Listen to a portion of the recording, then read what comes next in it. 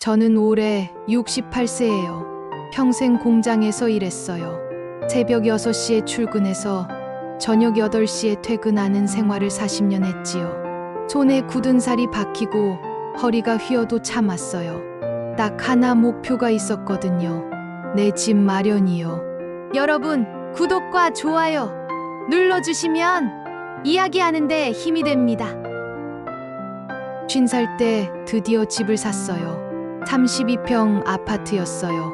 은행 대출 받아서 20년 동안 갚았지요. 매달 120만 원씩요. 밥도 제대로 못 먹고 옷도 안 사고 그렇게 모았어요.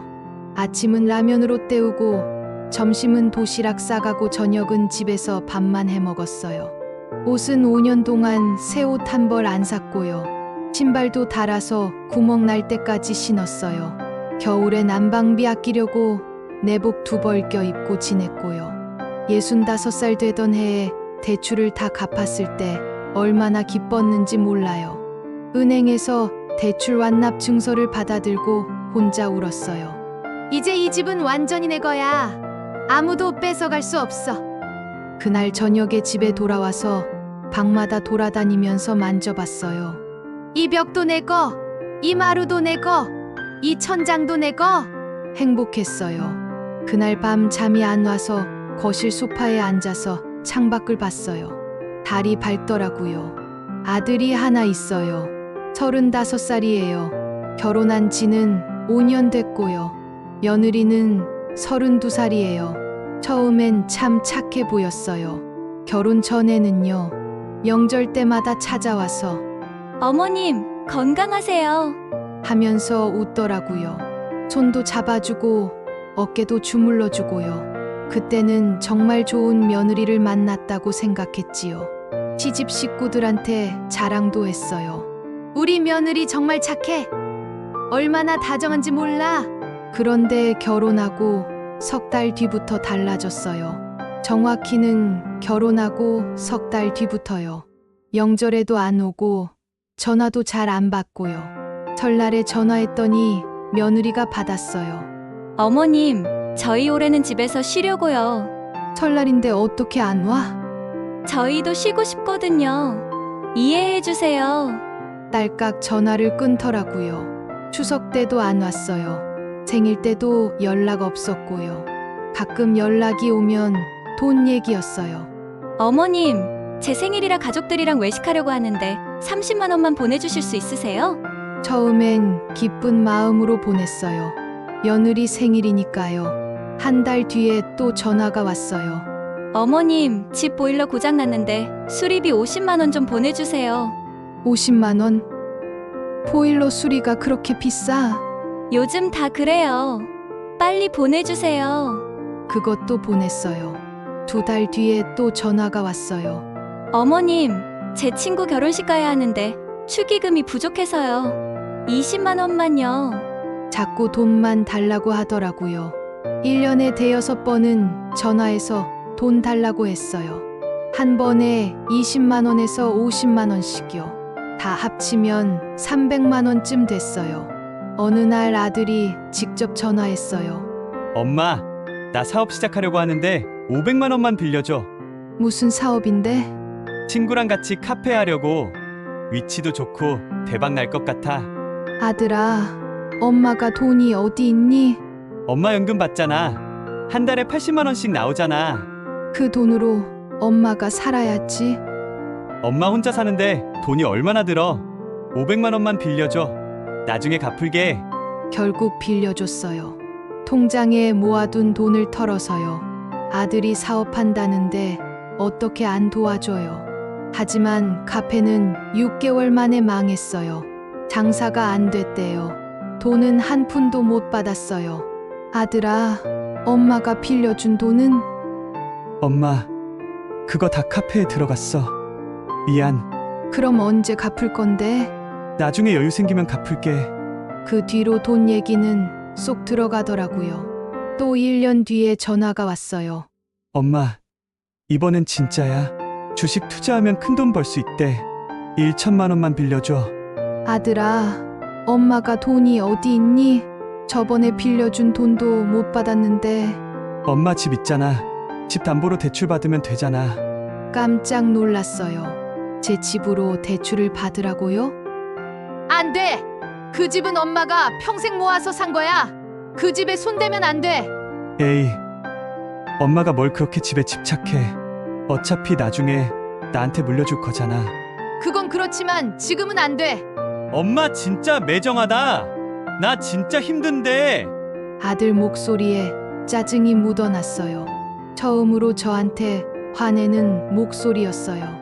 아들아, 엄마가 도와주고 싶은데 정말 돈이 없어. 됐어. 알아서 할게. 딸깍 전화를 끊었어요. 그날 이후로 아들이 전화를 안 받았어요.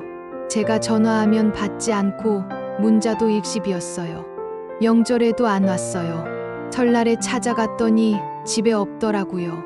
이웃한테 물어보니까 여행 갔다고 했어요. 그렇게 2년이 지났어요. 아들하고 완전히 연락이 끊겼지요. 외로웠어요. 하지만 어쩔 수 없다고 생각했어요.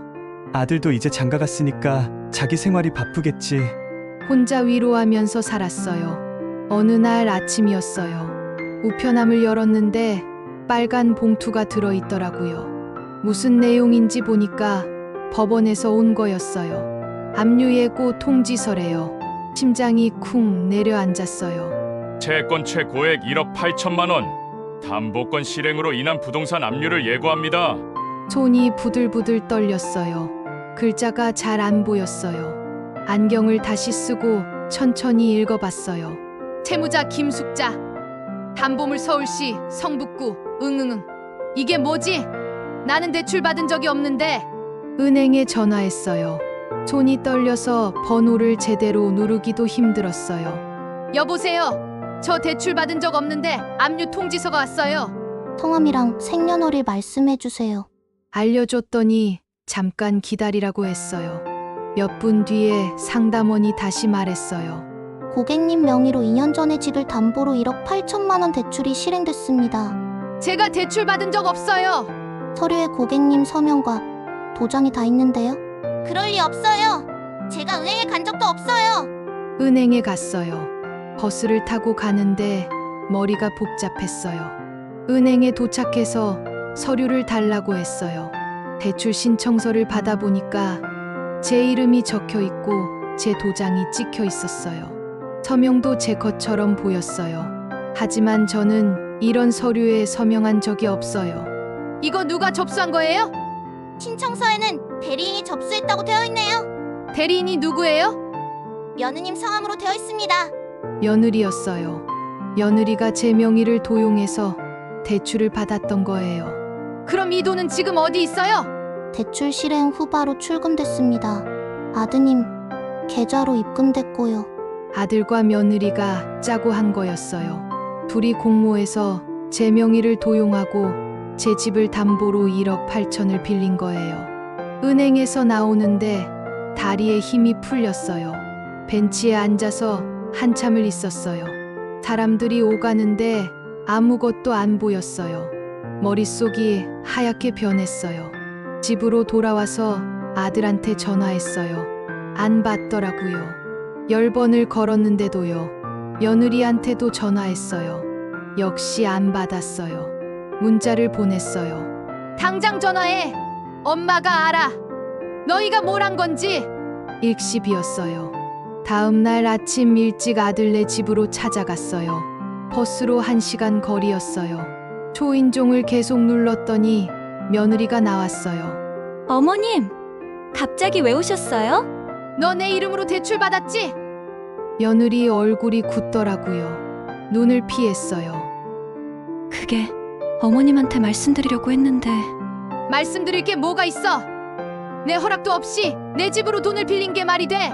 아들이 안에서 나왔어요. 엄마, 진정해. 우리가 설명할게. 거실로 들어가서 앉았어요. 소파에 앉으니까 다리가 후들거렸어요. 아들이 건너편에 앉았어요. 엄마, 사실은 내가 코인 투자를 했어. 코인, 응, 비트코인 같은 거. 처음엔 돈을 벌었어. 1천만 원 벌었어. 그래서? 그래서 욕심이 났어. 더 벌고 싶었어. 그래서 계속 투자했는데 다 잃었어. 얼마를 잃었는데? 2억. 귀를 의심했어요. 2억이요? 2억을 어떻게 잃어? 처음엔 내 돈으로 했는데 그것도 다 잃고 친구들한테 빌리고 카드 대출 받고 그랬는데 그것도 다 잃었어. 그래서 내 집으로 돈을 빌린 거야? 응. 메우려고 했는데 그것도 잃었어. 숨이 막혔어요. 제 집으로 빌린 1억 8천만 원까지 날렸다고요? 그럼 지금 어떻게 되는 거야? 엄마 집이 압류될 것 같아. 며느리가 옆에서 끼어들었어요. 어머님, 어차피 어머님 혼자 사시기도 힘드시잖아요. 그 큰 집에서요. 뭐? 집 팔아서 대출 갚고 남는 돈으로 작은 집 얻어드릴게요. 원룸 정도면 충분하시잖아요. 원룸? 요즘 노인분들은 다 요양원이나 작은 집에서 사시던데요. 귀를 의심했어요. 제가 평생 모아서 산 32평 아파트를 팔아서 원룸으로 가라고요? 너희들 미쳤니? 제정신이야? 어머님, 목소리 좀 낮추세요. 아들이 차갑게 말했어요. 처음 보는 표정이었어요. 엄마, 경찰 가서 신고하실 거면 하세요. 근데 증거 있어요? 뭐? 서류에 엄마 서명이랑 도장 다 있는데요. 그건 너희가 위조한 거잖아. 위조? 증명할 수 있어요? 엄마가 도장 어디다 뒀는지 기억해요? 그제야 깨달았어요. 제 도장이 없어진 거요. 내가 엄마 도장 가져간 거지? 엄마 요즘 깜빡깜빡 하시잖아요. 도장 어디다 뒀는지도 모르시면서. 뭐라고? 엄마 치매 초기 증상 아니에요. 기억력도 떨어지시고. 소름이 쫙 돋았어요. 아들이 절 치매 환자 취급하고 있었어요. 아들아, 정신 차려. 엄마는 멀쩡해. 치매 아니야. 그래요? 그럼 병원 가서 검사 받아보세요. 며느리가 거들었어요. 어머님, 사실 저희가 걱정됐어요. 요즘 기억력이 많이 떨어지셨거든요. 둘이 짜고 저를 정신병자로 몰고 있었어요. 더 이상 말해봐야 소용없을 것 같았어요. 집으로 돌아왔어요. 현관문을 열고 들어갔는데 뭔가 발밑에 밟혔어요. 하얀 가루였어요. 자세히 보니까 소금이었어요. 현관 앞에 소금이 뿌려져 있더라고요. 다음 날 아침에도 소금이 뿌려져 있었어요. 이번엔 더 많이요. 경비실에 가서 물어봤어요. 아저씨, CCTV 좀 확인해 주실 수 있어요? 누가 우리 집 앞에 계속 소금을 뿌려요. 아, 그거요? 며느님이 하시더라고요. 어머님 건강 기원하신다면서요. 며느리가 한 거였어요. 건강 기원이요? 소금을 현관에 뿌리는 건 악귀를 쫓는다는 미신이에요. 절 귀신 취급하고 있었던 거예요.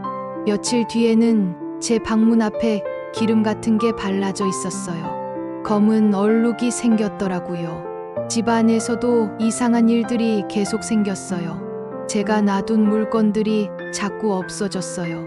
안경을 분명 탁자에 놔뒀는데 화장실에서 나왔어요. 열쇠를 현관에 걸어뒀는데 부엌 싱크대 밑에서 나왔고요. 정신적으로 무너뜨리려고 작정한 거였어요. 제가 정말 치매에 걸린 것처럼 보이게 하려고요. 며칠 뒤에 시댁 식구들이 집에 모였어요. 가족 회의를 한다면서요. 시숙님들이랑 조카들까지 왔어요. 10명쯤 됐어요. 작은 시숙이 말했어요. 형수님, 요즘 건강이 안 좋으시다면서요? 아니에요. 저는 멀쩡해요. 아들 말로는 기억력이 많이 떨어지셨다던데요. 그건 아들이 거짓말하는 거예요. 막내 아버지가 끼어들었어요. 형수님, 우리가 다 형수님 걱정해서 모인 거예요. 조카가 말했어요. 고모, 요즘 노인분들 치매 많으세요. 병원 한번 가보시는 게 어때요? 작은 시숙이 또 말했어요. 형수님, 혹시 대출 받으신 거 기억나세요? 저는 대출 안 받았어요. 아들이 제 명의를 도용한 거예요. 명의 도용, 서류에 형수님 서명이 있다던데요. 다들 저를 미친 사람 취급했어요. 아무도 제 말을 안 믿었어요. 가족 회의는 제가 병원에 가야 한다는 결론으로 끝났어요. 이대로 당할 수는 없어. 싸워야 해. 다음 날 병원에 갔어요. 정신건강의학과요. 치매 검사를 받기로 했어요. 의사 선생님이 여러 가지 검사를 했어요. 기억력 검사, 인지 기능 검사요. 일주일 뒤에 결과가 나왔어요. 환자분은 인지 기능 정상이십니다. 치매 소견 전혀 없으시고요. 기억력도 또래 평균 이상이십니다. 진단서 써주실 수 있나요? 네, 써드릴게요. 진단서를 받았어요. 이걸 복사해서 10장 만들었어요. 증거로 쓸 거예요. 경찰서에 갔어요. 명의도용으로 고소하겠다고 했어요. 경찰이 물었어요. 증거가 있으세요? 대출 서류요. 제 서명이 위조됐어요. 본인 서명이 아니라는 걸 어떻게 증명하시겠어요? 필적 감정을 해야 할 것 같아요. 필적 감정 비용이 드는데 괜찮으세요? 얼마예요? 150만 원 정도 됩니다. 돈이 없었어요. 하지만 해야 했어요. 연금 3개월치를 모으기로 했어요. 그동안 라면으로 연명했어요. 경비실에 갔어요. 아저씨, 2년 전 CCTV 자료 혹시 남아 있어요? 2년 전이요. 그건 이미 삭제됐을 텐데요. 백업 같은 거 없어요? 서버예요. 글쎄요. 관리 업체에 한번 물어볼게요. 며칠을 기다렸어요. 경비 아저씨한테서 연락이 왔어요. 어머님, 찾았어요. 정말요? 백업 서버에 2년치 자료가 다 남아있더라고요. USB를 받아서 확인했어요. 며느리가 우리 아파트로 들어오는 모습이 찍혀 있었어요. 제가 외출한 시간이었어요. 30분 뒤에 며느리가 나오는 장면이 나왔어요. 손에 작은 가방을 들고요. 분명 뭔가를 가져간 거예요. 집으로 돌아와서 집 안을 샅샅이 뒤졌어요. 옷장, 서랍, 부엌, 화장실까지 다 뒤졌어요. 옷장 제일 깊숙한 곳에서 오래된 상자를 발견했어요. 먼지가 수북이 쌓여 있었어요. 열어보니까 옛날 물건들이 들어 있었어요. 사진, 편지, 그리고 도장이요. 도장이 2개 있었어요. 하나는 제가 쓰던 거랑 똑같이 생긴 거고, 하나는 더 오래된 거였어요. 아, 맞다. 도장을 2개 만들었었지. 20년 전에 도장을 잃어버린 적이 있었어요. 그래서 새로 만들었는데 나중에 옛날 도장을 찾았거든요. 며느리는 이 옛날 도장을 몰랐을 거예요. 그 다음엔 며느리 핸드폰을 확인해야 했어요. 추석이 다가오고 있었어요. 추석 전날 시댁집에 가라고 연락이 왔어요. 추석날 시댁집에 갔어요. 아들과 며느리도 왔더라고요. 며느리가 저를 보고 어색하게 웃었어요. 차례를 지내고 밥을 먹었어요. 며느리가 화장실에 간 사이에 며느리 가방을 열었어요. 핸드폰이 들어 있었어요. 재빨리 문자 내역을 확인했어요. 며느리가 친구한테 보낸 문자가 있었어요. 크크크 이제 집 넘어오면 노인네는 요양원 보낼 거야. 시어머니 치매인 척하게 만들기 작전 성공 크크 매일 소금 뿌리고 물건 옮겨 놓으니까 진짜 미친 사람처럼 보이더라. 사진으로 찍었어요. 손이 떨렸지만 꾹 참았어요. 이 증거가 결정타가 될 거예요. 2주 뒤에 필적 감정 결과가 나왔어요. 경찰서에서 연락이 왔어요. 대출 서류의 서명은 본인 것이 아닌 것으로 감정됐습니다. 정말요? 네, 누군가 흉내낸 것으로 보입니다. 경찰서에 모든 증거를 제출했어요. 치매, CCTV, 옛날, 필적 감정, 며느리 문자, 경찰이 말했어요.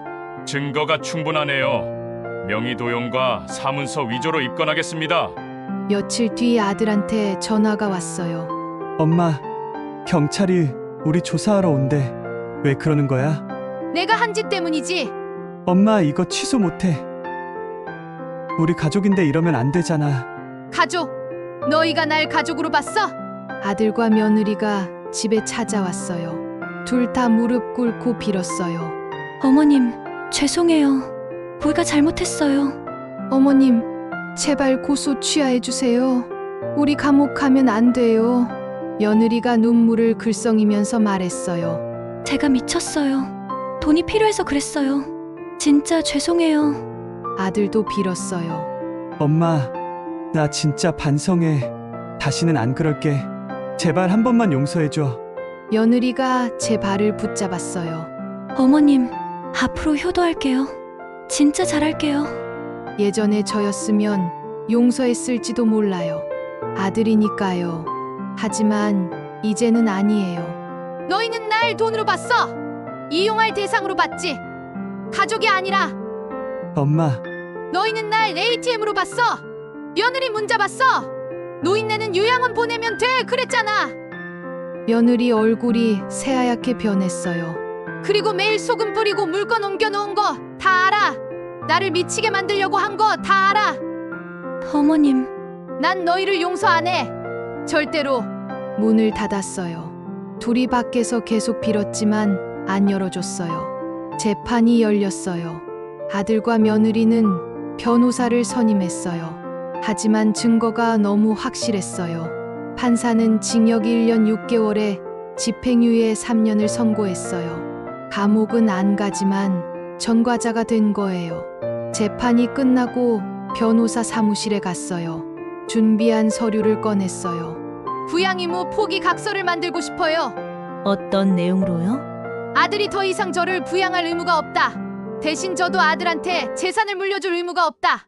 이렇게요. 변호사가 각서를 만들어줬어요. 아들을 불러서 서명하게 했어요. 아들은 울면서 서명했어요. 그리고 제 재산을 사회에 기부, 신탁으로 전환했어요. 제가 죽으면 이 집은 독거노인 지원단체에 기부되는 거예요. 아들한테는 단 한 푼도 안 가요. 아들한테 마지막 전화를 했어요. 아들아, 이제 연락하지 마. 엄마, 넌 이제 내 아들이 아니야. 법적으로도 남이야. 난 너한테 아무것도 안 줘. 집도, 돈도, 아무것도. 엄마, 제발 이러지 마. 그리고 내 장례식에도 오지 마. 너는 자격 없어. 전화를 끊고 번호를 차단했어요. 며느리 번호도 차단했어요. 시댁 식구들한테도 연락했어요. 시숙님들, 조카들 전부요. 저 멀쩡해요. 치매 아니에요. 진단서도 있어요. 그리고 앞으로 가족 행사에 안 갈 거예요. 형수님, 우리가 오해했어요. 다들 아들 편만 들었잖아요. 제 말은 한마디도 안 믿으면서요. 미안해요. 형수님. 이제 연락하지 마세요. 전부 차단할 거예요. 모든 연락을 끊었어요. 전화번호를 다 차단했어요. 이제 정말 혼자가 됐어요. 하지만 외롭지 않았어요. 오히려 후련했어요. 가족이라는 이름으로 저를 이용했던 사람들이 이제 없으니까요. 창문을 열고 밖을 봤어요. 햇살이 따스하게 들어왔어요. 오랜만에 마음이 편안했어요. 숨이 편하게 쉬어졌어요. 부모를 돈으로 보는 순간 그건 가족이 아닙니다. 내가 잃은 건 돈이 아니라 사람의 얼굴이었습니다. 아들의 얼굴, 며느리의 얼굴, 시댁 식구들의 얼굴을요. 그 사람들은 저를 사람으로 본 게 아니라 돈으로 봤어요. 이용할 대상으로 봤어요. 하지만 되찾은 것도 있어요. 사람의 얼굴입니다. 제 얼굴 말입니다. 68년 동안 열심히 살아온 제 얼굴이요. 누구한테도 이용당하지 않는 떳떳한 제 얼굴을 되찾았어요. 이제 저는 혼자지만 자유로워요. 아무도 제 집을, 제 돈을, 제 인생을 빼앗아갈 수 없어요.